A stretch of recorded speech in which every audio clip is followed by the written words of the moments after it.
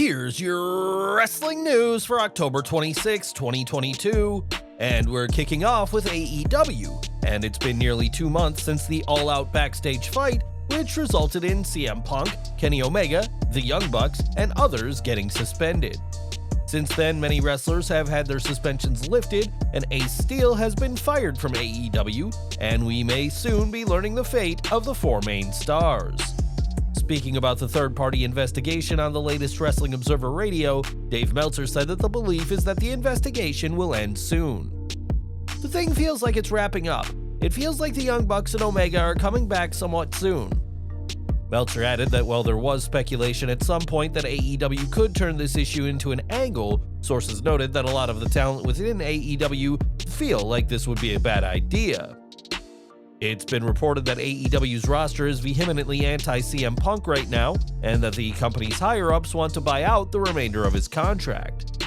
From all accounts, it looks like CM Punk's time with AEW is about to come to an end, and Tony Khan will have to make a decision about his problematic former champion in the near future. Over to NXT, as WWE has been getting extremely creative with their debuts and returns as of late, and last night's show was no different. During last night's show, WWE aired a Cryptic video package in which a stranger known as Scripts called the WWE Performance Center and left a voicemail. The ominous voice spoke cryptically about letting go of pain and washing away fears, and this video comes after WWE filed a trademark for the term scripts last week. The message ends with the unknown caller threatening to destroy everyone, so it appears that NXT will experience another debut soon. We can't rule out the possibility that this may not be a debut, but a return, as some fans have suggested that the use of a voice modulator means it's somebody fans already know, but WWE wants to keep a secret. After Bray Wyatt's return and the success of the White Rabbit videos, it was reported that WWE was going to get more creative with how they introduce, or in Bray's case, reintroduce talent, and we're curious to see who this mystery caller ends up being. We don't know if the mysterious caller will be a debut or a return, but one person who did return on last night's NXT is Elektra Lopez. Once part of Legado del Fantasma, it was believed for months that she would be called up with the rest of the group, but WWE have replaced her with Zelina Vega. Making an impactful return to NXT last night, Lopez donned an all-black attire and attacked Indy Hartwell, sending her shoulder first into the turnbuckle. Not finished there, Lopez then targeted Sol Ruca with her finisher, making a powerful statement in her first night back. WWE's reason for not pushing Lopez to the main roster is that they thought she wasn't ready for matches against B-Fab, as Legado del Fantasma and Hit Row have been feuding in recent weeks. Now Lopez will have to forge her own path outside the group, but judging from last night, the First Lady of Legado del Fantasma may be okay after all. It wasn't just Elektra Lopez who returned to TV last night, as Odyssey Jones was also back on the show. In January, Jones suffered a ruptured patella that required surgery and was written off TV with an attack by Joe Gacy. Last night, Jones appeared during a backstage segment with Idris Enofi and Malik Blade after the duo had failed to win the NXT Tag Team Championship from Pretty Deadly earlier in the show. As the dejected tag team were about to leave, Jones pulled up in a truck with some women in the back and told the pair to cheer up and join in the vehicle. In the 9 months since Jones has been out, a lot has changed in WWE and NXT, and it'll be interesting to see how Shawn Michaels books the heavyweight now that he's back. As we mentioned earlier, CM Punk's days with AEW may be numbered following reports that Tony Khan is seeking to buy out the remainder of his contract. Just 1 year after having one of the greatest returns to wrestling, Punk has become so toxic that many in AEW don't want him around, even if it means a loss in business. One name who thinks this strategy is entirely wrong is Jim Cornette, who on his Experience podcast blasted Tony Khan, saying he's not a good leader. The one good thing that's happened to this company over the last year, they get a major star. He produces ratings, he produces gates, he produces good television, he produces good matches, and Tony Khan cannot keep his nursery school from this deal up and his star.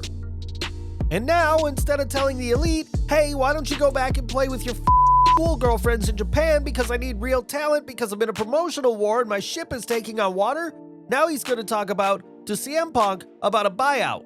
Does that mean he's going to bring the other 3 back? Or will he buy Punk out and just fire the other 3 for putting him in this position to spend probably a few $1 million at minimum to never have his biggest star on his television again? CM Punk did move the needle when he arrived at AEW and had been a consistent merchandise seller, but that doesn't mean much if the entire roster doesn't want him around.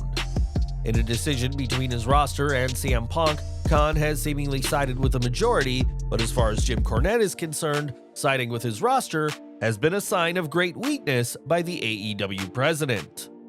Before Bray Wyatt's return at Extreme Rules, WWE shared Cryptic videos and used the song White Rabbit by Jefferson Airplane at untelevised events. While Wyatt was always the favorite, some believed that Karrion Kross was going to be the White Rabbit, as it had been a name he'd used during his time in Lucha Underground. Speaking to Give Me Sport this week, Kross addressed the belief that he was going to be the White Rabbit and said some in WWE were fooled as well. The first time they played that song, I had a couple people on SmackDown kind of turn over and look at me. People who knew me a long time. They knew that used to be my theme music in Lucha Underground. And you have white rabbits and all that stuff with the hourglass, and they thought, is that you or is that Bray Wyatt? The speculation wasn't just among fans and wrestlers, but Kross's own family started to suspect he was lying to them every time he insisted he was not the White Rabbit. Kross wasn't the White Rabbit, but his name has been rumored for the Wyatt6 stable and isn't opposed to joining. As he said, "If the fans really want that, it's something I'd completely consider. We'll have to see how things play out." With Kross still relatively fresh into his return, it would have made little sense to give him a huge character change mere months after coming back, but don't count out Kross and Wyatt crossing paths, either as opponents or as allies. For years, Buff Bagwell has struggled with substance abuse and depression, but recently has been trying to get his life back on track with the help of DDP. In August of 2020, Bagwell was involved in a very serious accident and over 2 years later is still feeling the effects of what happened. During a recent appearance on Insight, Bagwell said how the patella tendon in one of his knees has exploded and that he is dealing with a lot of medical issues as a result. Bagwell even added that amputation is on the table, but said that he and the doctors are leaving no stone unturned to avoid that course of action. The former WCW Tag Champion is giving blood tests every 4 weeks and will have to wait for his blood to be clean for the doctors to get back to work and hopefully take amputation off the table. Bagwell has had an incredibly difficult life in recent years, and losing his leg would no doubt cause more problems for him, so we're hoping that things start to look up for Buff very soon. During this week's Raw, Seth Rollins was on commentary for the match between Mustafa Ali and Austin Theory and had some choice words regarding Mr. Money in the Bank. During the show, Rollins discussed the possibility that Theory may cash in on someone other than Roman Reigns, as he previously teased cashing in for the NXT Championship. On Raw, Rollins said that Theory would have a lot more luck cashing in on 24/7 champion Dana Brooke, a line many saw as insulting, and Brooke has now fired back. Responding on Twitter, Brooke refuted the idea that she would be an easy opponent for Theory, or anyone in fact, saying that she works hard every day and will not tolerate this shit anymore. Fans were quick to rally behind the 24/7 champion, with some accusing Rollins of being handed title opportunities, while others said they're tired of wrestlers using Brooke's name as an insult. This is hardly the first time Brooke has stood up for herself, as when Corey Graves buried her career during an October 2021 episode of Raw, Dana fired back and made it clear she wasn't giving up. There's no word yet on what WWE has planned for Theory, or if he will cash in on anyone other than the Tribal Chief, but Dana Brooke is confident she'll give Theory a fight if need be, despite insulting comments from Rollins. Back to NXT now, as prior to the show, Joe Gacy had teased revealing a new member of Schism after someone in a red hoodie had been seen with the group for the past month. Schism have certainly been on a roll since debuting as a faction, and now they have the most electrifying daughter in sports entertainment.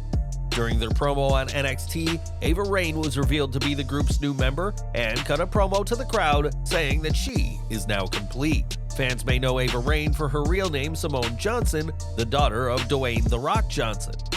The group ended their promo with a group hug, and it was certainly a unique way for the daughter of one of WWE's biggest ever stars to make her debut.